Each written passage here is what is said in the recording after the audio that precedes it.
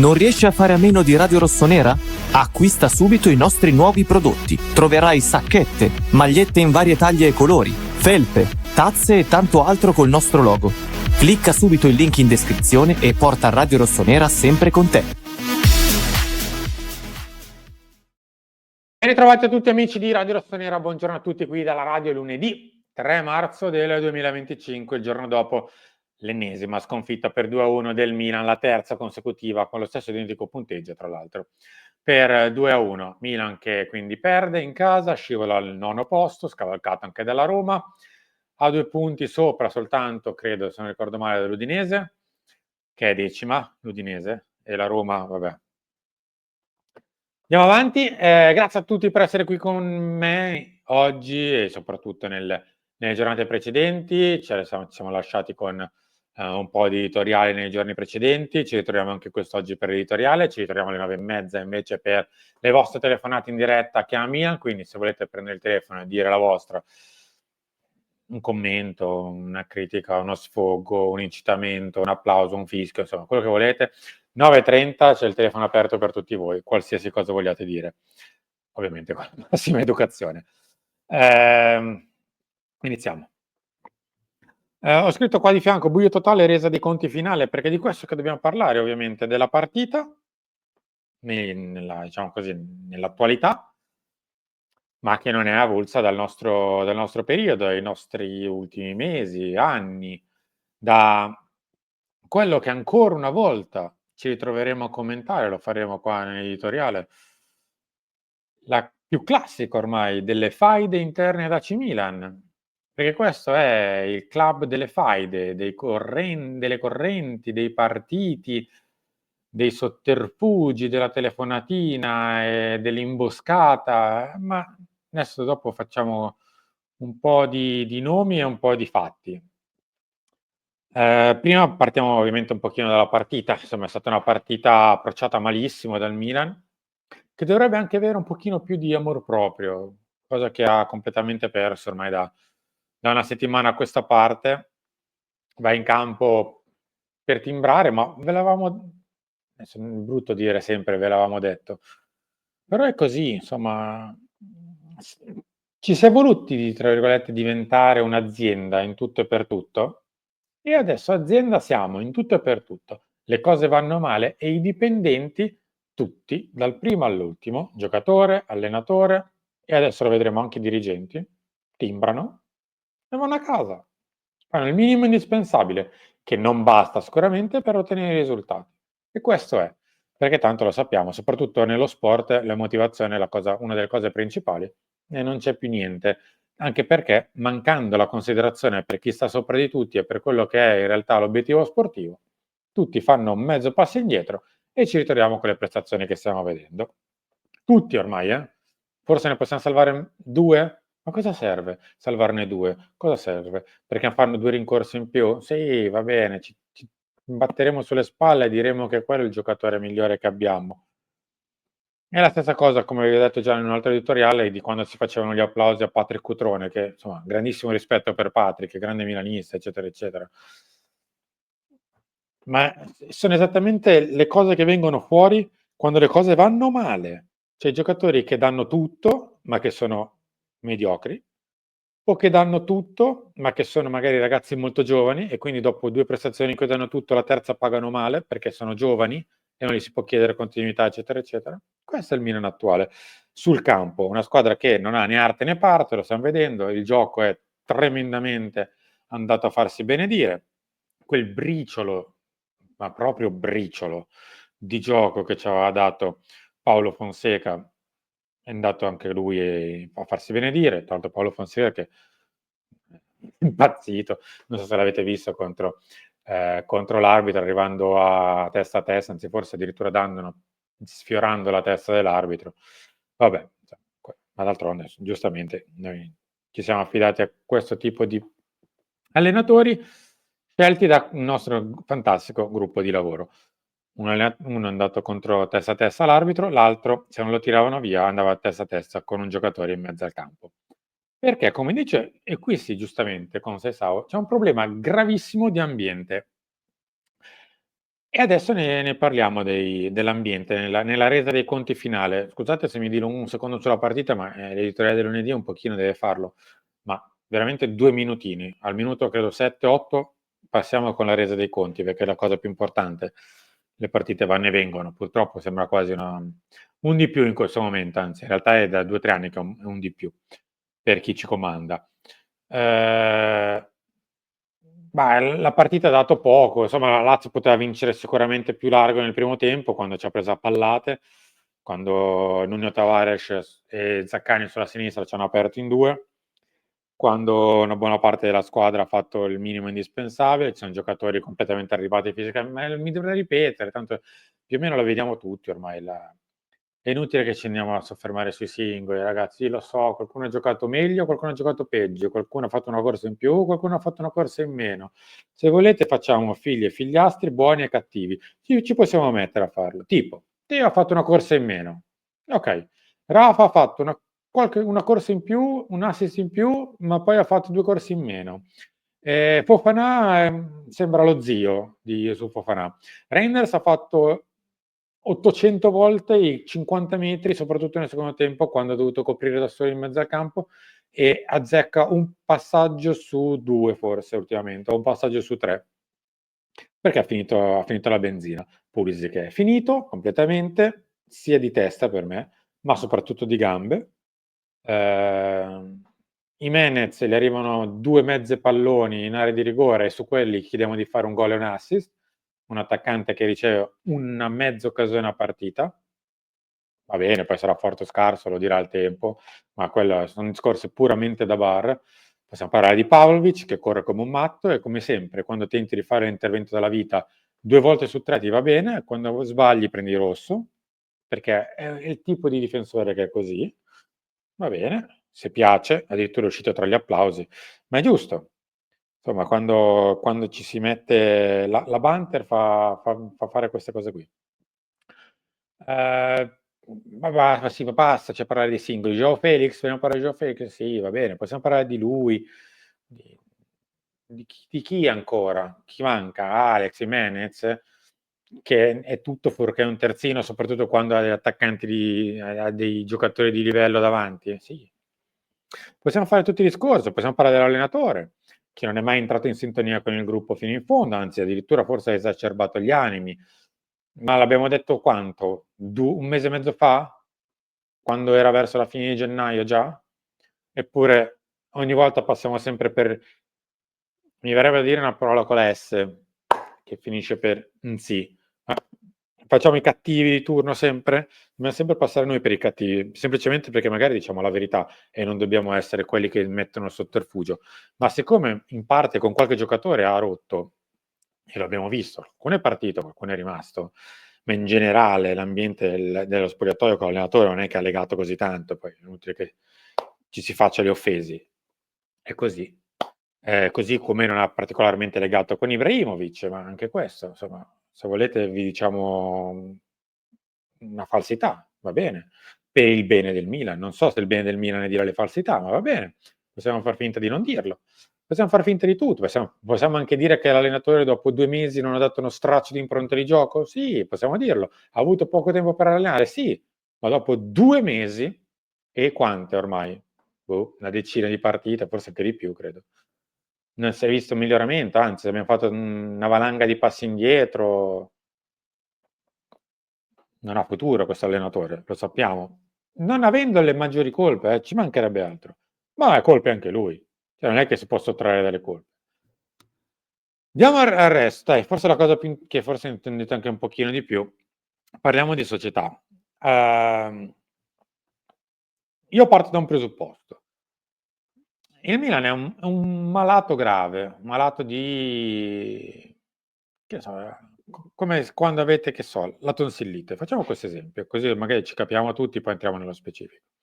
Quando si ha la tonsillite, ovviamente la febbre diventa molto alta, sembri molto malato. Poi magari prendi una tachipirina e per 2 o 3 ore sembri sano, sembra che la febbre se ne sia andata. Allora magari pensi, caspita, mi è bastata una tachipirina e sono guarito. Passano 6 ore, 7, l'effetto della tachipirina svanisce e torni malato. Allora magari ne prendi un'altra, ma poi ritorni malato, fin quando non prendi l'antibiotico. O ancora meglio, se il problema diventa cronico, e tiri via le tonsille. Piccolo esempio che non c'entra nulla, forse farà anche ridere. Il Milan è nella stessa identica situazione che ho appena descritto. Ha passato 2 anni a prendere tachipirine, a dirsi che era bello, bravo, comprare Tizio, comprare Caio.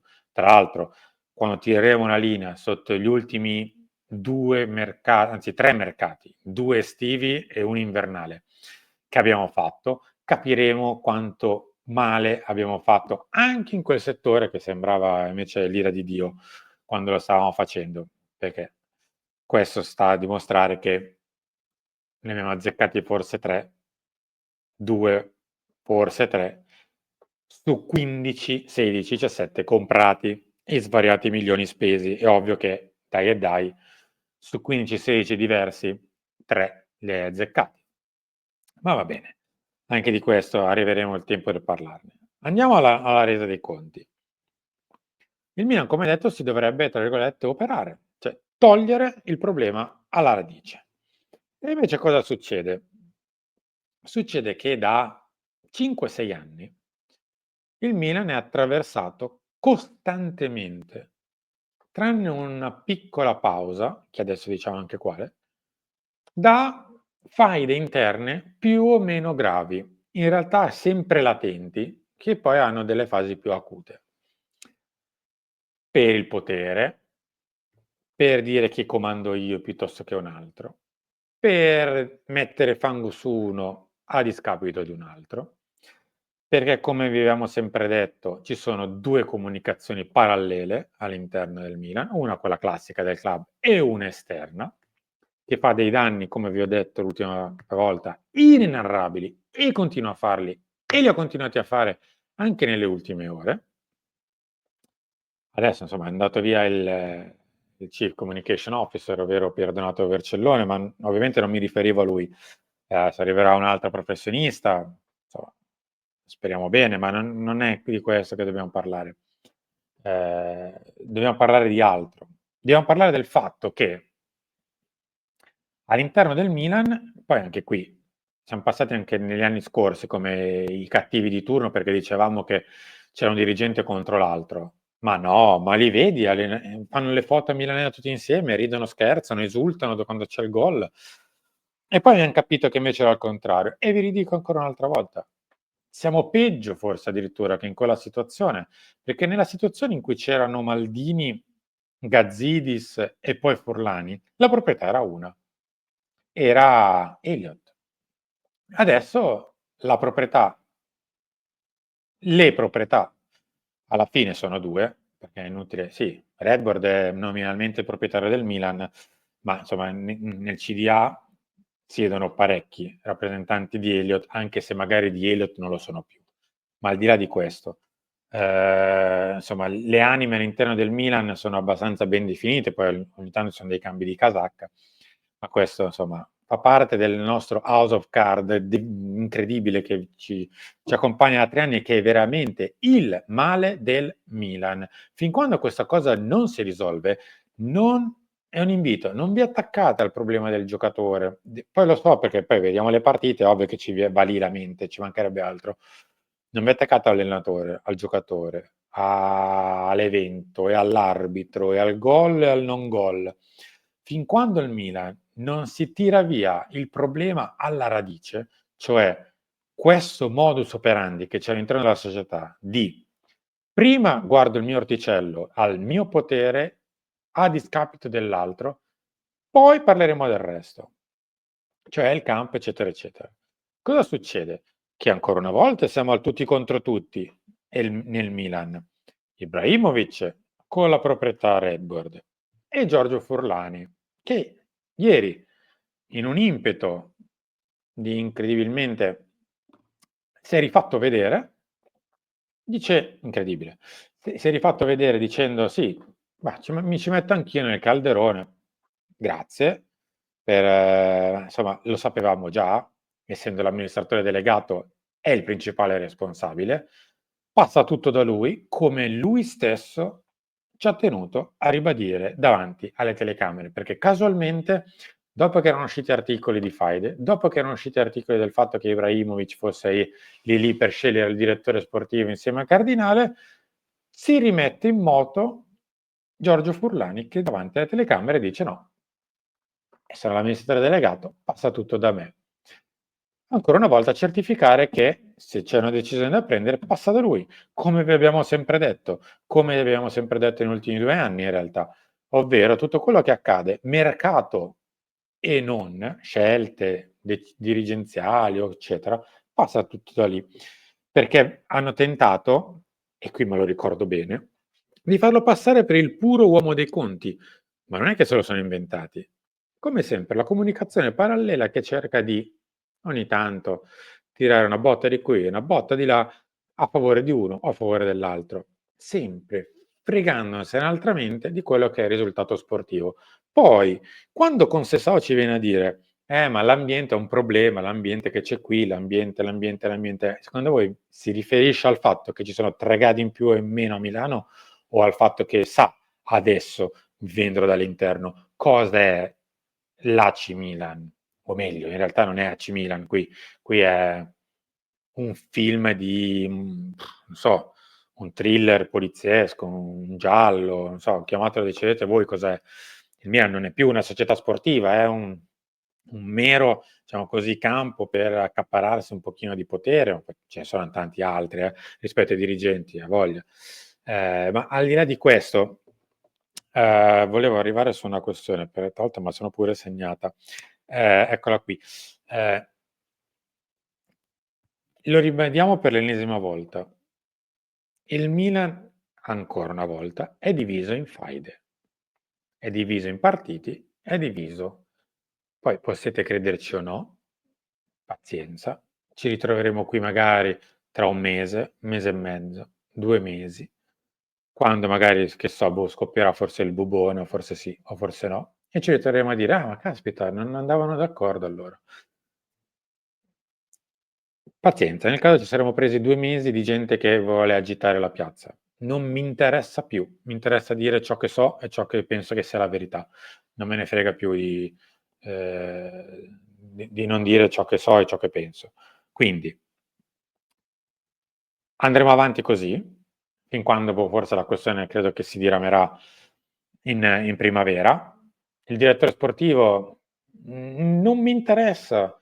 Siamo stati forse i primi a chiederlo, ma se viene scelto da questi stessi dirigenti, che non fanno un passo indietro perché non c'è nessuno che glielo fa fare, o in realtà anche la loro stessa coscienza di dire: "Forse non sono in grado, alzo la mano e vado". Ma vabbè, questo so che è utopia e va bene, ma non c'è nessuno in grado di dirgli: "Senti, tu non sei in grado, grazie, arrivederci, alla prossima e prendo qualcun altro", siccome lo stanno decidendo esattamente quelli che in teoria dovrebbero andare a casa, il direttore sportivo probabilmente si inserirà in questo vortice creato dalla nostra dirigenza e ancora una volta verrà inghiottito pure lui dal buco nero che è AC Milan.